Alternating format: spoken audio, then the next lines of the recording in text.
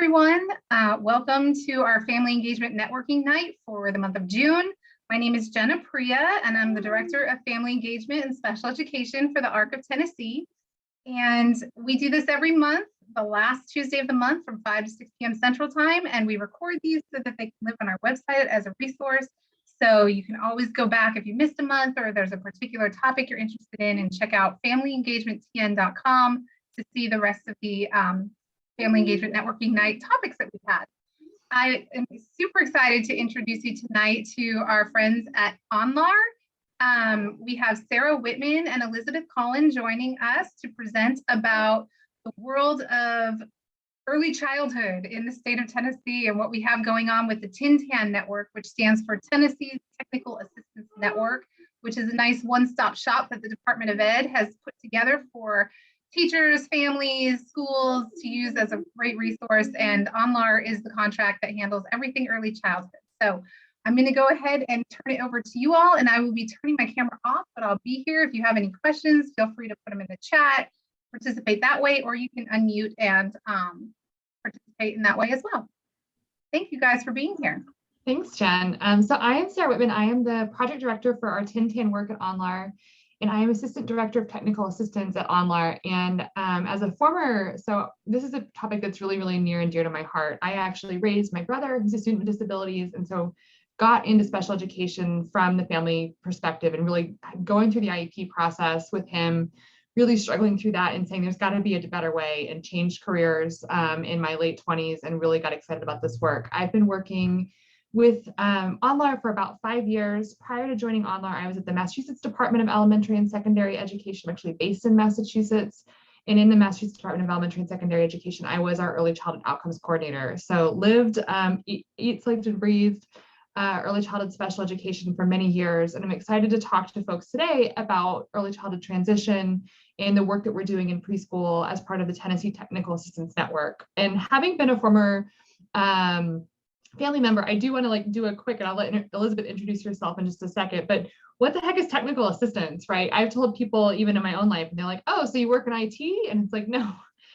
We have the fun term of technical assistance in special education, and we talk about national technical assistance centers, but really what it means, it's consultants that come in and help you figure out what's working, what's not working, and how do we make things better. And so while we've got technical in the title, it really is thinking about systems and structures and policies and classroom practices and all of those amazing things that make sure our kiddos with disabilities have a fantastic experience. And I'll talk a little bit more about what we're doing with TNTAN in just a moment, but I want Elizabeth to also introduce herself on this call.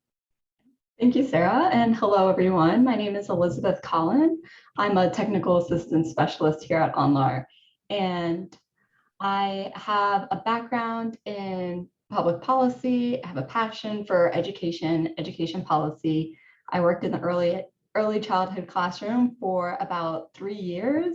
And now I've been at AnLar for a year, and it's been great working in the state of Tennessee and learning about your teachers, your administrators, and now getting a chance to interact with some families.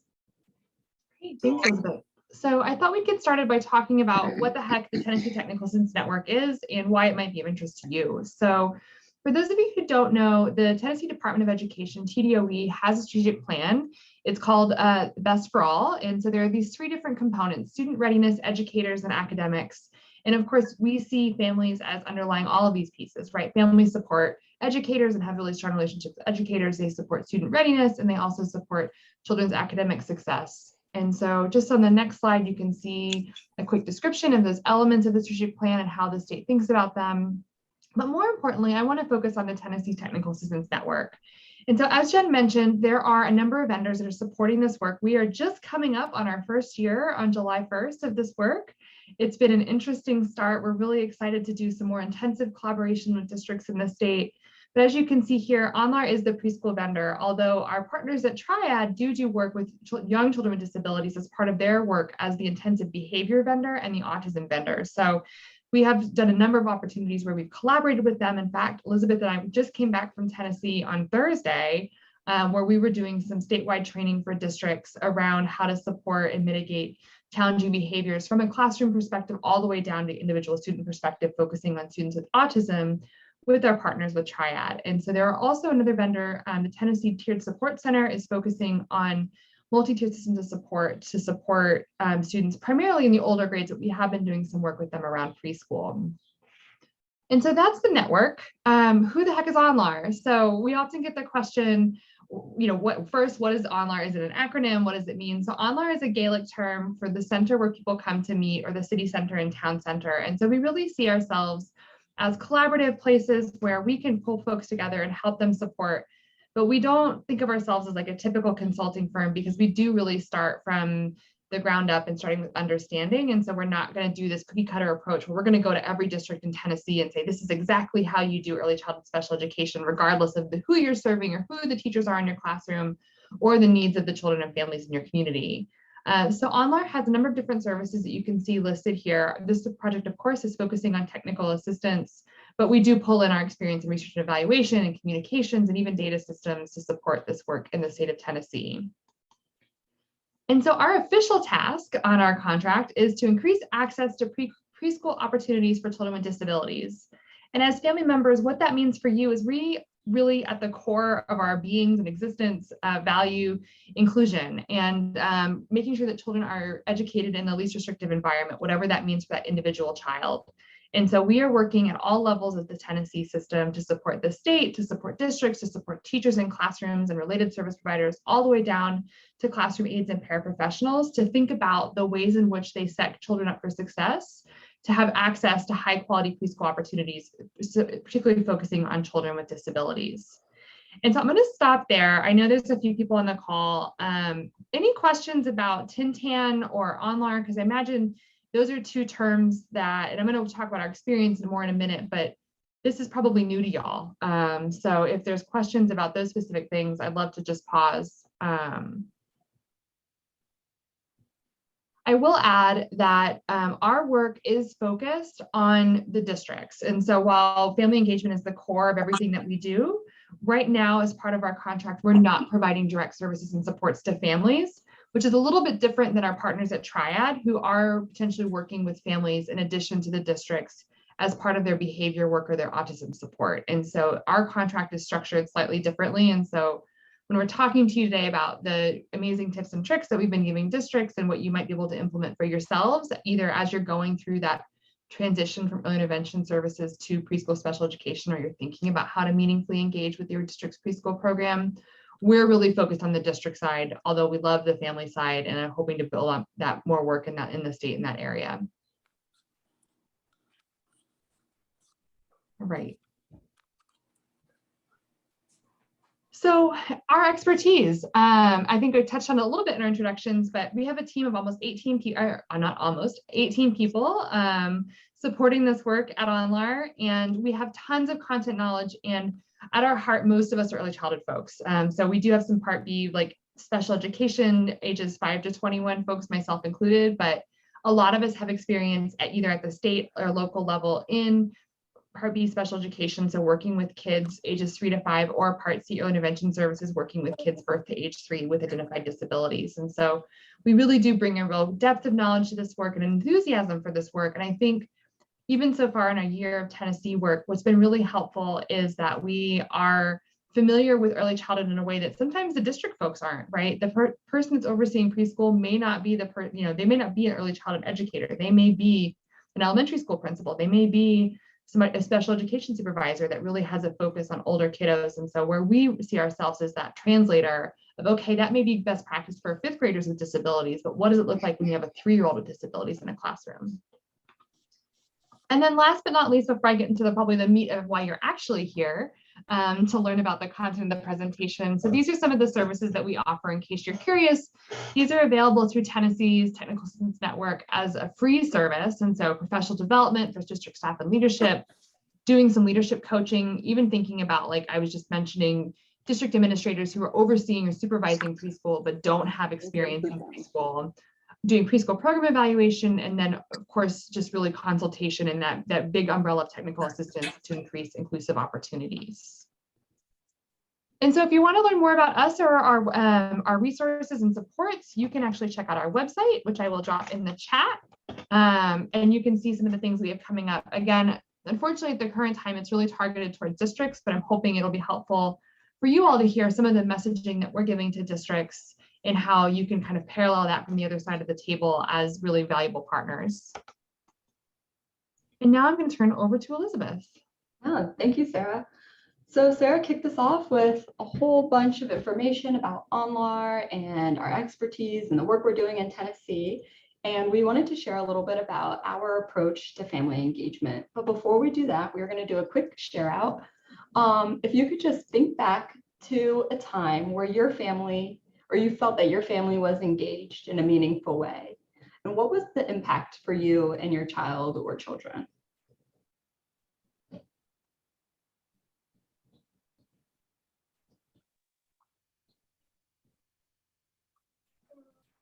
Any of the participants are able to unmute or raise your hand, however you want to do it, or I see something in the chat. Susan Carr says positive outcomes. Success. Great, thanks, Molly. I feel like with my son, when I've been engaged at the school level, the impact was kind of more inclusion and a better understanding of him as a kid because of what I was able to share.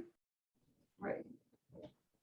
Yeah, Jen, that's a great example, because I think particularly with preschool, right, kiddos aren't necessarily in the classroom even all day. And so we've got to think about the child holistically, like where they're out in the world and doing other things, or maybe even in childcare and other settings. What are the things that we can do and understand with families to make sure that that child has consistency across environments, and that the educators and the people providing services really understand what that child's bringing to the table and what they look like and how they're succeeding or not succeeding in other environments to make sure that the IEP is really functional.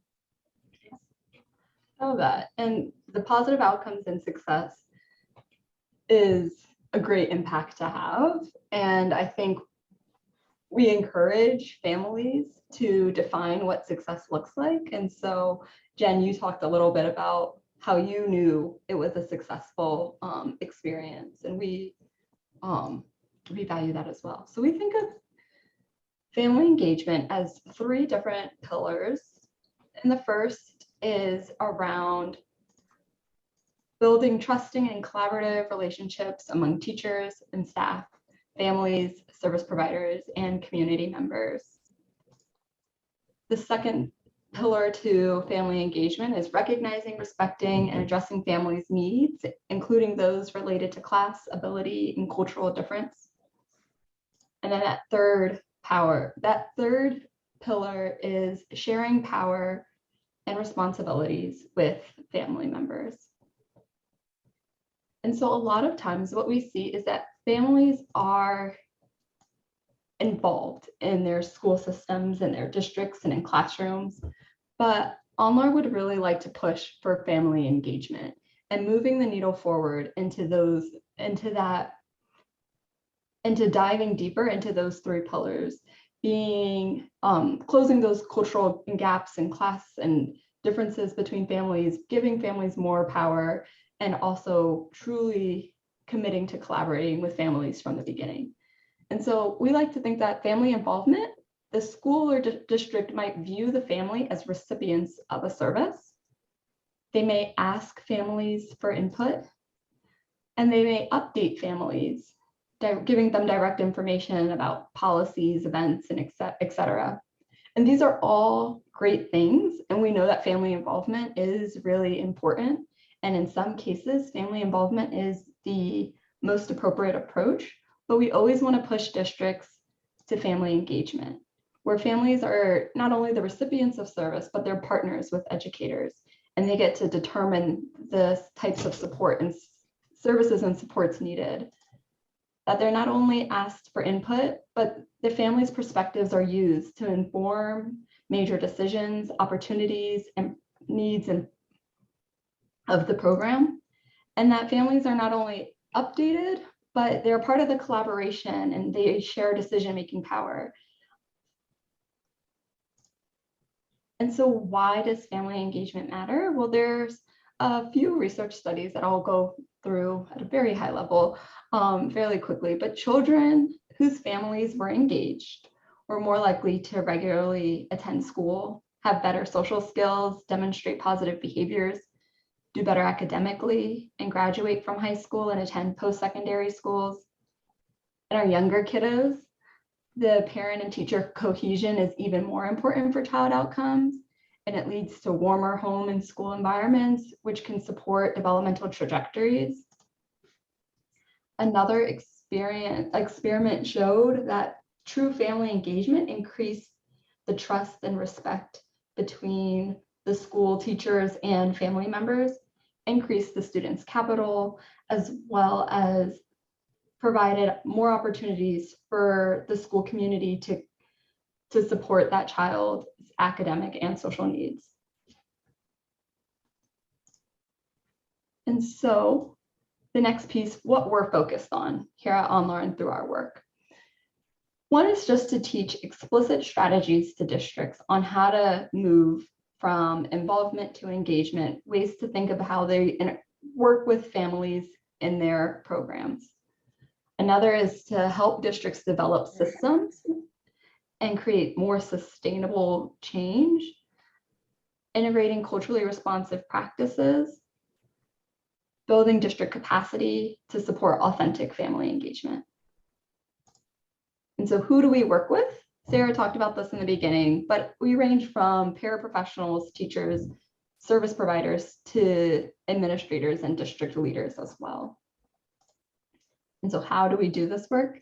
Well, we do it in a multitude of ways. And that could be through webinars and resources, communities of practice, which is a cohort of professionals that work together to problem solve and network and have conversation to really understand what's happening in the field, where there are challenges and where there are promises. Direct consultation through coaching, and then also through training and professional development. And so before we continue, as we're planning with all this great work with districts, where do you hope family engagement goes in your district, and what are some of those challenges you faced?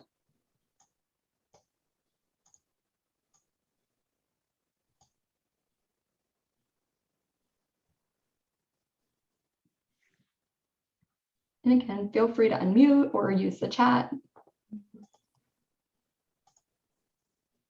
This could be something really simple or it could be something more complex. I think for us, it's really helpful because we're working with TDOE and we have Jen on the calls with our other 10 network vendors, which is fantastic, but to hear directly from families is incredibly valuable to understand kind of where districts in Tennessee are struggling. And I think we can pick up on some of that from our conversations from the district side. But if there's places that you really hope, like, hey, if AnLar does one thing in the next 4 years and I work with Tintan, I really hope in preschool that they help, districts understand X about families, or that they really push the needle in, the ways in which family members are participating in the Iept process, for example. It would be helpful to hear.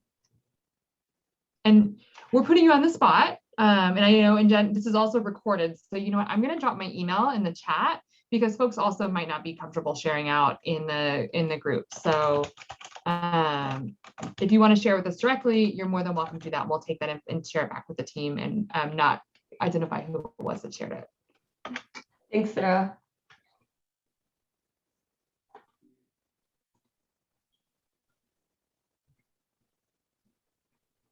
Okay. Well, great. Yeah, I was going to pass it over to you to talk a little bit more.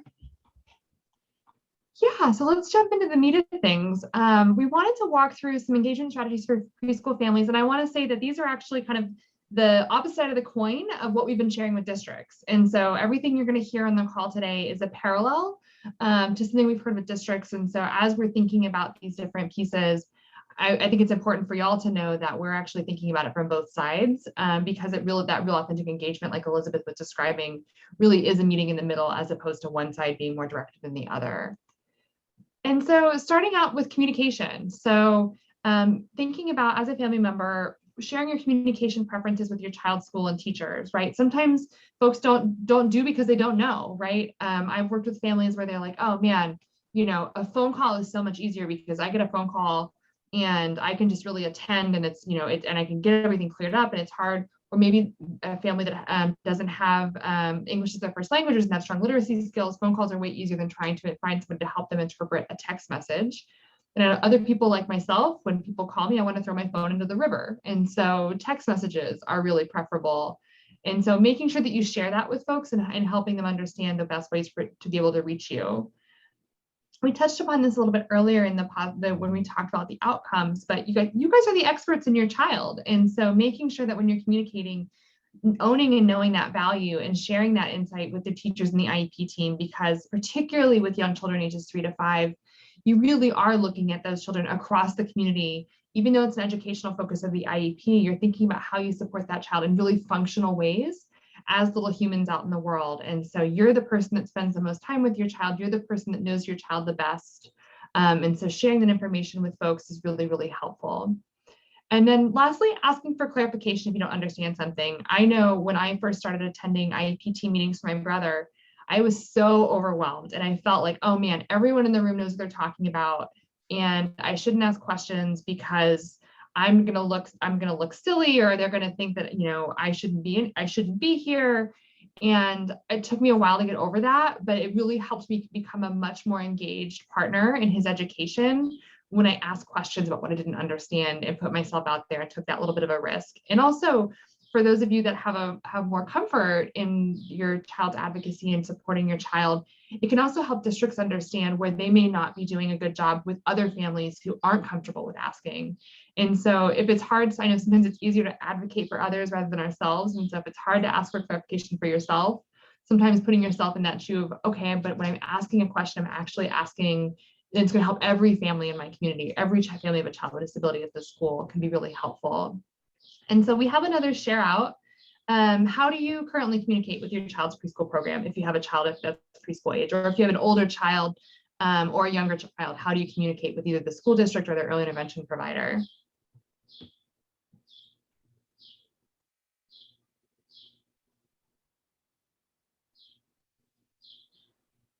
I have an older child with disabilities, and I'm happy to share what we do.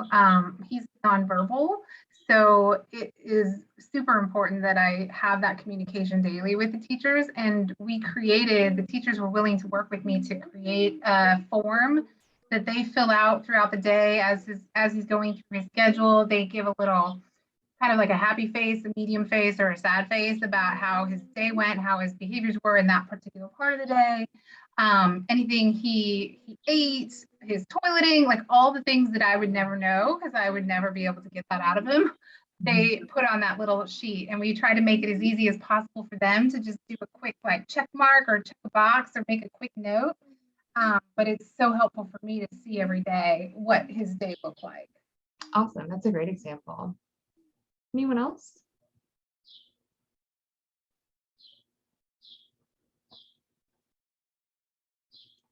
All right. So our second strategy is centering your child and their family in decisions and communication. And so sometimes school folks are really used to working in the school setting and they're really used to working with each other. And it can be hard to remember that when you're meeting with the IEP team and you're thinking about services for your child, that you really want to center the child and the family in those decisions and communication. And so for your perspective, making sure that you're sharing your experiences and what you want out of preschool for your child, right? You are a valued member of the IEP team meeting, and what you have to contribute matters. And so encouraging you all to speak up and say, you know, hey, this is really important. Or if folks are talking about a goal that maybe is not a priority for you compared to another goal on the IEP, really advocating and sharing out kind of what your perspectives are in those pieces. And then also working with your child's teacher to identify strategies that you can use to continue their development and learning at home. And this can be a stretch for some families. And so this is definitely not a must do, but if you have the capacity in the space and you want to extend your child's learning at home, actually talking to your child's teacher about what you can do and how you can parallel what's happening in the classroom can be really great for skill building and can help build that collaborative relationship and help your child see progress in the classroom if you have the time, energy, and capacity to do those things. And sometimes it's really simple, you know, as using a really, you know, if the teacher's modifying a spoon for spoon feeding as a form of assistive technology, how can you do that at home as well so your child has the same access in both environments? And so our third strategy is form partnerships. And so, and this one, I will be honest, like when I was juggling as a single parent, a kid with disabilities, this one probably would have felt really overwhelming to me. But if you have the capacity for this, thinking about ways that you can be involved in the classroom, and that doesn't necessarily mean that you have to go to the school. And so it could be beyond, traditional on-site volunteering and PTA meetings. Sometimes I would, stay up. This is way back when, I'm going to date myself here, like when Lost was on. And so I volunteered for one of my teachers, my brother's teachers, to cut up classroom materials at home. And so I would sit in front of the TV and do my normal stuff and actually cut materials. Or I've done, emails or things like that, which are really easy to do asynchronously or on your own, but actually add a lot of value to the teacher because it's one less thing she has to do when she's sitting at home after a long, hard day at school. And then also seeking out opportunities to provide input into the school and preschool program operation decisions. And this one can feel a little bit of a stretch, but if you don't provide your input, then it's not going to be informing that decision making. And so thinking about ways that you can provide and offer those pieces so that they understand your perspective can really be transformative in the ways in which they continue to deliver services. And the last piece I'll add here is also just sharing your expertise, right? So if you have, things like cultural holidays, life experiences, things that can inform the ways in which information is presented in the classroom, or if you have specific skills or your profession lends itself to doing some kind of show and tell or make and take in the district or in your child's classroom, thinking about those different pieces. And so I'd love to open it up again if folks have partnered with your child's school, if you've done some type of activity where you're engaged with your child's teacher or the classroom or the school as a whole, even if it's simply as like bringing in something that's a special celebratory thing for an event in the classroom. I'd love to hear what folks have done.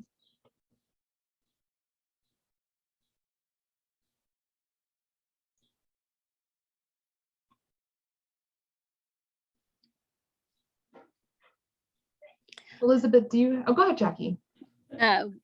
My daughter, who's typical, my son is going into preschool. So, but we were able to go into her classroom this year and celebrate Down Syndrome Day and be able to talk to the class about Down syndrome and loving people who are different. So awesome. That's fantastic. Thanks for sharing, Jackie. I love that example. Yeah. One that I was going to share is when I was working at a preschool, it was a very easy, win for the parent because we were doing a unit of study on babies and life and how we grow. And the mother was pregnant. And so she just came in at drop off. We had circle time a little early and she was able to share her sonogram and talk about what it feels like to be pregnant. And it was such a natural life ability, but so fascinating for the kids. And her son was so excited to share about his upcoming baby sister to his class. And so it was a really meaningful moment. That was such an easy way for the parents to communicate and to connect with the teachers in the classroom. Awesome. Thanks, Elizabeth. And so our last strategy is evaluating and sustaining efforts. And so we really encourage districts on the flip side of this coin to ask families how it's going, right? What's working, what's not, what do you want to see differently? And so, when we're talking to families tonight, one of the things I really want to say is when you get asked for that feedback, I know it's like one of 1,000 things. How many surveys do we get? How many requests for information do we get from all kinds of different places? But when you get asked for information, it's really, really helpful, even if it's just like on a sticky note to say like, this is working and this is not. So that they have that information and it's actionable so they can actually make changes based on your feedback. The other piece I would say is to ask for alternative ways to participate if you can't attend important meetings. And I think as heartbreaking as the pandemic has been, it has made things like this really much more common and more comfortable for folks to join meetings virtually, to do phone calls, to be able to connect outside of a physical presence when we're not able to because of our jobs or our lives or responsibilities or kiddos and childcare. And so you should always feel comfortable asking folks for ways to engage or ways to participate, even if you can't be in the room, but you still want to participate.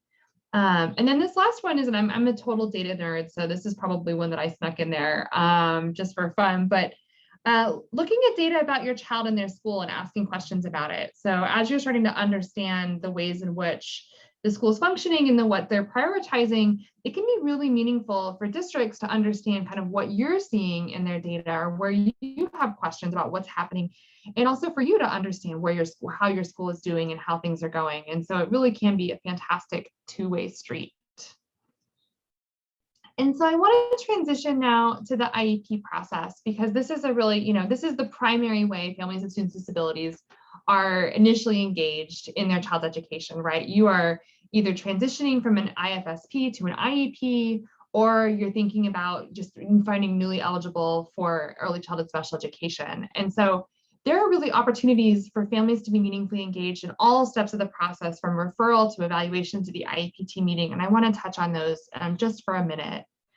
And you'll see some themes as we talked about over the course of the evening so far with some of those strategies that we already talked about, but I want to get specific to the IEP meeting. So make sure as you're doing the referral for your child for special education, you want to give your input. You want to talk about your concerns. You want to talk about the resources you need and the priorities for your child, especially if you've been on an IFSP and you're transitioning to an IEP. So you're moving from family-based services to child-focused services, really making sure that they understand what you think your child needs and what your priorities are for your child's development. You are the expert in your child, and so sharing information about your child's physical, social, and developmental and family history is really important to help those folks that are co-writing the IEP with you to understand how your child is functioning. And then, of course, we've talked about this a little bit already, but asking questions about the program, the IEP process, and the options available for supports and services. Ideally, in a best case scenario, the district is giving you all of the information you need to make decisions, but sometimes because they live and breathe this stuff, they don't realize what they're not telling you. And so asking lots of questions can help you understand the scope and scale of what's available within your child's program. And so family engagement during the IEP process. So I'm going to walk through several different things on here, and so I'm going to have Elizabeth bring them in one by one. So first, sharing who you'd like to be present at the meetings. You can ask for folks to come and join you at the meeting. And so if you have someone that you feel like would be valuable for you to be there, to have there as a partner, or would provide helpful information about your child's functioning, you should definitely think about who you might want to have at the meeting. The second one is working to identify days and times that work for you. And so, ideally when you have a district invitation, then you want to make sure that you have folks that need to be there. And so, talking to district, if the time that's proposed doesn't work for you, asking, hey, can we do another time? Or here's some times that work for me. Can we make this work, to make sure that you're able to be involved? The next one is asking for additional information when needed to help make decisions. We've talked about this, but throughout the process, as you're making decisions, this is new, especially if you're working, if this is your first child with a disability, you're new to special education, you should have questions, right? There's probably going to be a lot of pieces that are really confusing. And so asking questions and asking for additional information as you need that. And the next one is probably the one most near and dear to my heart, which is you are a decision maker on the IEP team. You are equal to everyone else on that team. And so leaning into that, embracing your power, and making sure that you are really supporting your perspective as part of that key decision maker on the IEP team.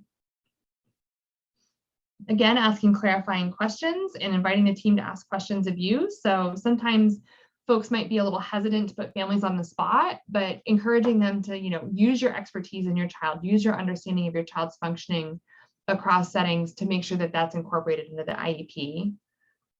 And then lastly, sharing your ideas and incorporating it into IEP goals. And so as you're working through developing those goals, making sure that those are reflected in those different pieces. So let's do one more share out. In what ways have you been involved in your child's IEP meetings, and what have you found effective in those conversations?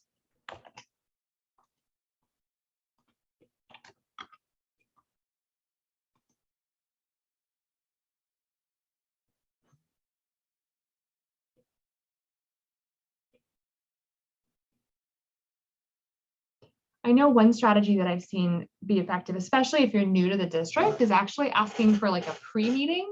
And so before you have the IEP, the IEP team meeting, asking somebody in the district to sit down with you and talk about what that process looks like in the district. So, hey, who's going to be at the meeting? What are their roles? what are the types of things we're going to talk about? What do I need to know in advance of the meeting? And what kind of decisions are we going to be making in advance of that meeting? Even if it's just a 20-minute phone call, can really set you up for success. So when you walk into that meeting, you feel prepared and you understand what's going to happen in the way that everyone else is walking to the meeting understand what's going to happen. I see Susan says more effective to go and willing to negotiate. Yep, right. I always tell districts from the other side of the table that this is a relationship that you're going to have for the next 12 to 14 years, depending on the age of the kiddo. And so let's set ourselves up for success by not yet collaborating, Molly. Like let's try and make sure we're really focused on where we can meet in the middle. Where are those places that we can, everyone's got the best interest of the child at heart. What does that look like in practice? Because we're setting ourselves up for a successful relationship for the next 12 to 14 years. Great. Thank you all for sharing. So we have a resource I'm going to drop in the chat, a link to the Google Doc. It's just a tip sheet that we shared with districts on two-way communication and how to think about communicating with families. And so just so you kind of see, and if you're working with your district or you think they might need help in this area, this is something that you could share with them to be able to consider the ways in which they might build communication with families, or if you're working as part of a parent advocate or in an advisory role to other families. Any questions about the IEP process or ways to be involved in the IEP process?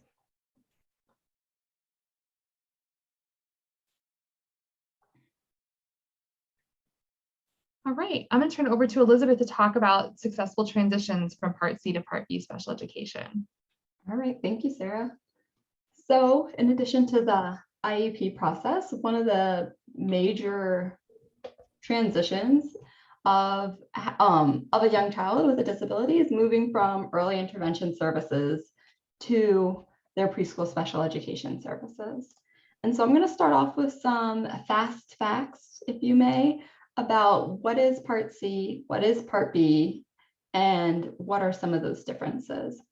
And so Part C is early intervention. Here in Tennessee, it's called the Tennessee Early Intervention Services, or TEIS. And they focus on serving children from birth to 36 months. During the Part C services, you'll have what is called an IFSP, or an individualized family service plan. And it's really family-centered services, focusing on the needs of the family and how the family can help support the development of the child. And Part B is special education, and that's looking at ages 3 to 21 years of age. And at Part B, there's a shift from family-centered services to focusing on the educational needs of the child. And so your child would receive an IEP, or individualized education plan. Elizabeth, before we move on, I do know that there's been recent movement in the state legislature to allow children who are age 3 to remain on IFSPs. And so we're still kind of figuring out with our client at TDOE what that means for folks. And I think a lot of folks are figuring that out. And so just to add kind of an asterisk on this slide, which wasn't relevant when we first created it, that it does seem like children ages 3 are going to have the option of remaining on an IFSP. Awesome, thank you for putting that in. Sure. And so transitioning to Part B services, for some of you may have not gone through this process yet, and some of you have gone through it and know it well, but it is a big shift. And some of the things that would happen right before would be a transition meeting up to 9 months before that child's 3rd birthday. And then you would have an eligibility or determination of eligibility process for Part B services by the public school district. Once your child is determined eligible for special education, you'll develop the IEP, and then IEP services would start on or before your child's 3rd birthday. One thing I just want to add here, Elizabeth, is that the eligibility criteria for Part C early intervention services is different than the eligibility for Part B special education services. There's quite a bit of overlap, but it is a different process, and there are different criteria. And so just because your child is receiving early intervention services Doesn't necessarily mean that they're going to be eligible for Part B special education services and vice versa.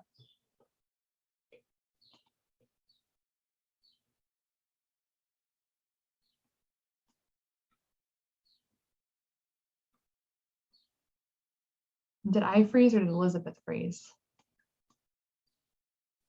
I still hear you, Sarah, but I don't hear Elizabeth. Okay. I will take over then, although she's got to click the slides. Let's see.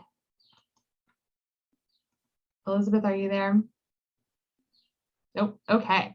Let me share my slides. 1 second.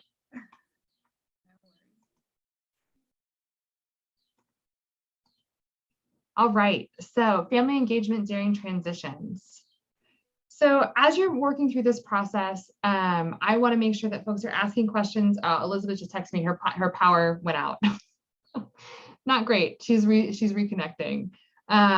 So ask questions about the shift and changes that are happening, right? This is a big deal for your family. You're transitioning from services from one organization to another, and the nature of those services is changing. And so asking questions to make sure you understand what's happening and what it means for you and your family and your child is really important and a critical part of this process.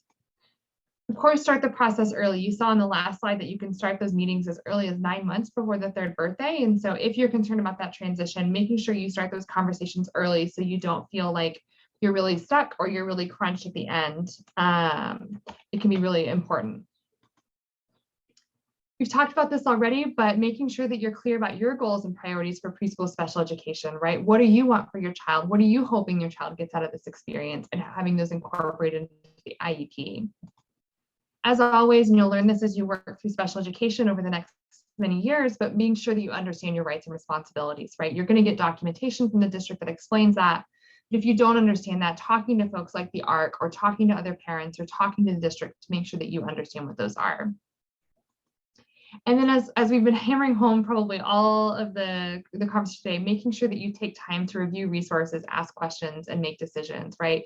It takes the time that it takes. And so making sure that you set it aside and that you understand what's happening is really, really key to those pieces.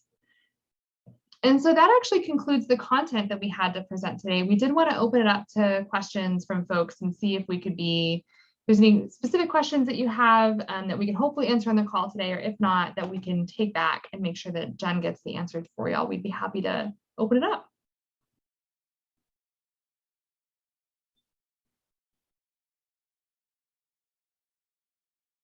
You can either drop those in the chat or you can unmute.